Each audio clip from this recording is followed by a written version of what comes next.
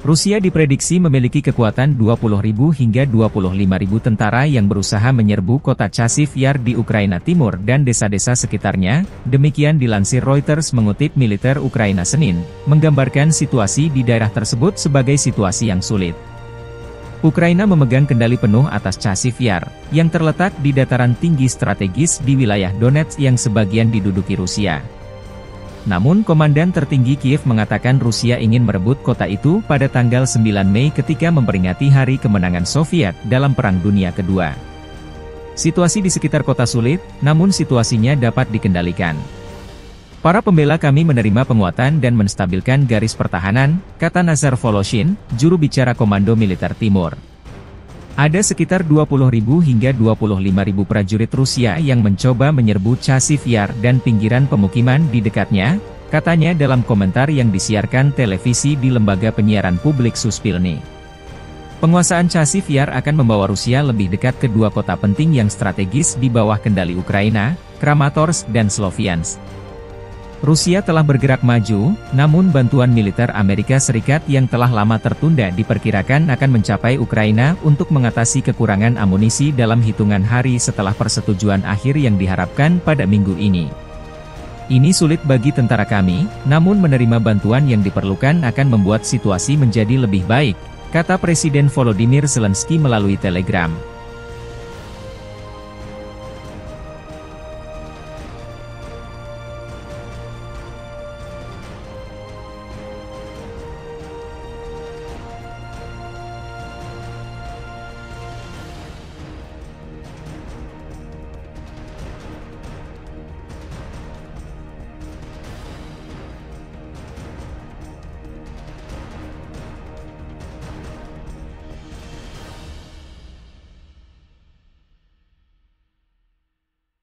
Бажаю здоров'я, шановні українці і українки.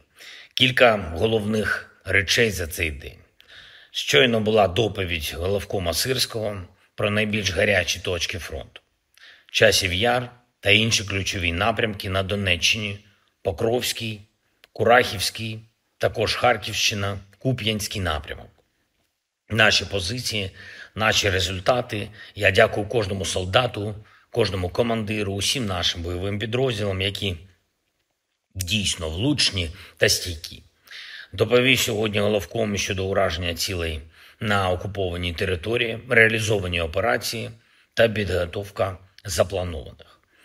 Російська армія повинна нести втрати щодня, і кожен такий день російських втрат наближає для нас такий потрібний мир. Говорив також з міністром оборони Умєровим. І ключове – це ППО. Ми робимо все можливе, контактуємо з усіма можливими партнерами, щоб збільшити захист неба, збільшити кількість та якість систем ППО в руках наших воїнів. Кожен лідер і кожна країна, які у цьому допомагають, є справжніми рятівниками життя. І, звичайно, продовжуємо зараз наші контакти з американською стороною на всіх потрібних рівнях. Для нас дуже важливо тепер оперативне рішення Сенату на підтримку українського пакету. Тож і на рівні Офісу, на рівні наших дипломатів активно працюємо, щоб був позитив політичний у швидкому затвердженні пакету, а також і позитив в самому пакеті, його правильне наповнення саме тим, що так очікують наші воїни на фронті. Цей час між політичними рішеннями і реальними ураженнями ворога на фронті, між затвердженням пакету і силою наших хлопців, час має бути максимально коротким. І сила саме такою, яка дійсно може змінити ситуацію на передовій. Фронтове ППО потрібно так само, як і захист нашим містам і селам, наші далекобійні можливості, наша артилерія, наші можливості розширювати простір нашого контролю. Зараз кожен день важливий у комунікації, у політиці, у логістиці.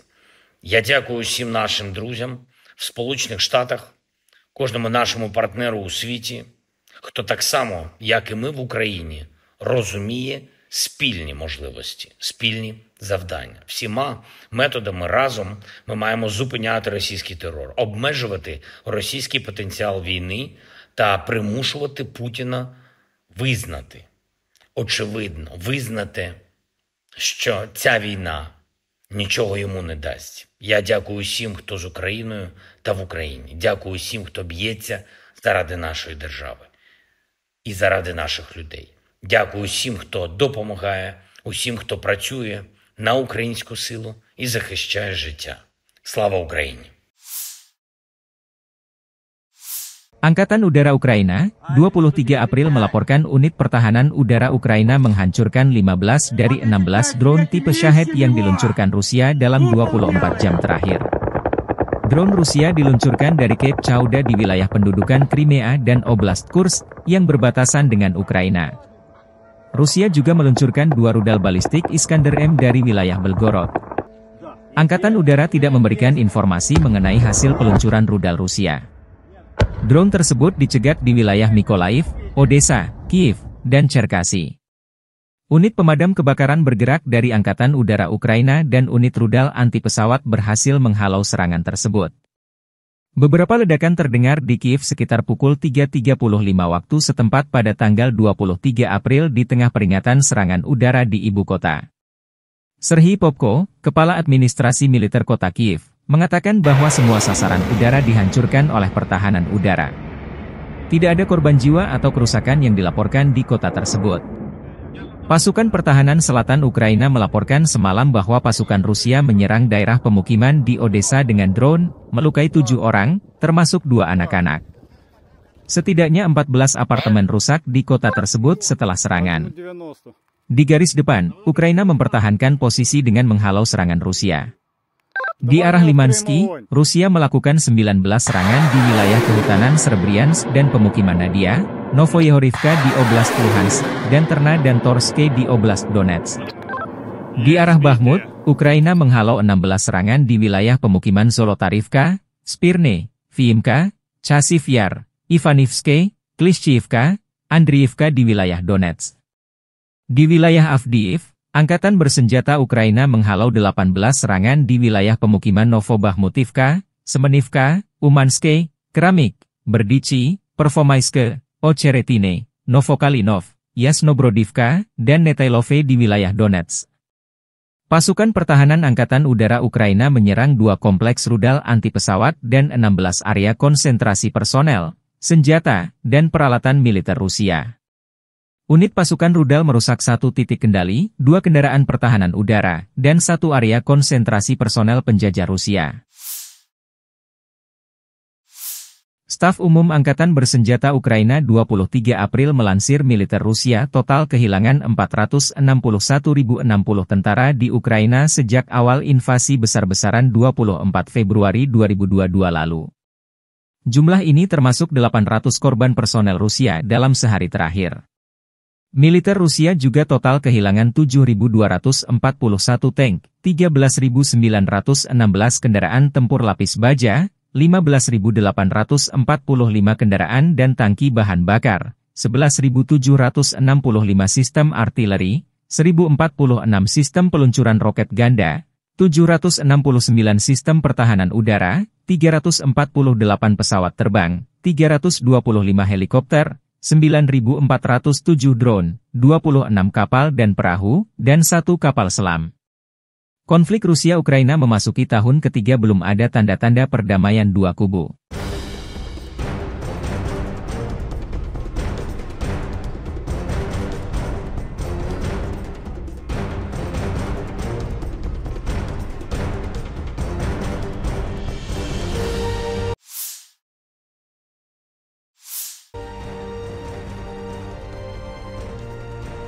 Rusia mengkonfirmasi berhasil merebut Novomihailovka di Republik Rakyat Donetsk, DPR, selama sehari terakhir dalam operasi militer khusus di Ukraina, demikian pernyataan resmi Kementerian Pertahanan Rusia Senin 22 April.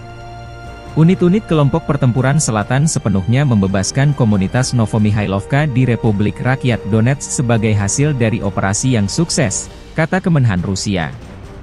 Rusia menyampaikan apresiasi kepada seluruh unit yang terlibat dalam pembebasan Novomihailovka. Di antaranya unit pasukan Yuk hingga Brigade Marinir ke-155. Namun militer Ukraina kepada Reuters membantah klaim Rusia tersebut dan mengatakan bahwa mereka masih menguasai desa tersebut. Reuters tidak dapat memverifikasi secara independen apakah Novomihailivka, sekitar 40 km, 25 mil, barat daya kota Donetsk di Ukraina, berada di tangan Ukraina atau Rusia. Pertempuran sengit di wilayah tersebut telah berlangsung selama berminggu-minggu. Kementerian Pertahanan Rusia mengatakan dalam sebuah pernyataan bahwa kelompok pasukan selatan telah sepenuhnya menguasai Novomihailivka dan memperbaiki situasi taktis di sepanjang garis depan. Namun Yevhen Shmataliuk, Komandan Brigade Serangan Amfibi ke-79 Ukraina, yang bertempur di garis depan Donetsk, mengatakan pasukannya menguasai 15% hingga 20% desa tersebut, sementara sisanya berada di bawah kendali tembakan Ukraina.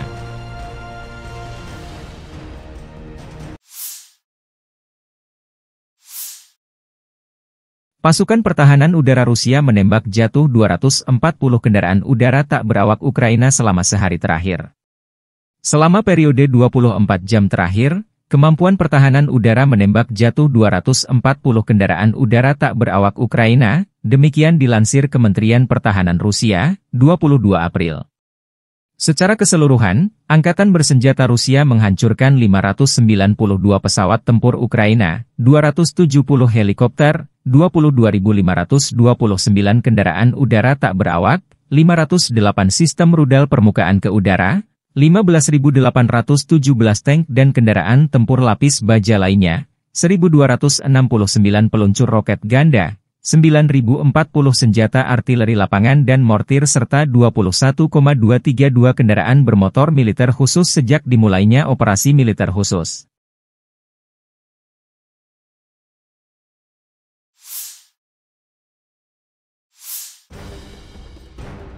Pesawat tempur Rusia menjatuhkan bom berpemandu FAB sasarannya gudang dan markas sementara Angkatan Bersenjata Ukraina di Slobozhansk. Dalam rekaman, bom FAB mengenai sejumlah sasaran disertai asap tebal ke udara. Slobozhansk adalah pemukiman di Dnipro Rayon, Oblast Dnipropetrovsk, Ukraina. Tempat berpenduduk ini merupakan bagian dari perluasan kota Dnipro yang merupakan pinggiran utaranya. Slobozhansk menjadi tuan rumah administrasi pemukiman Slobozhansk Hromada, salah satu hromada di Ukraina. Populasi sebelum perang sebanyak 14.661 jiwa.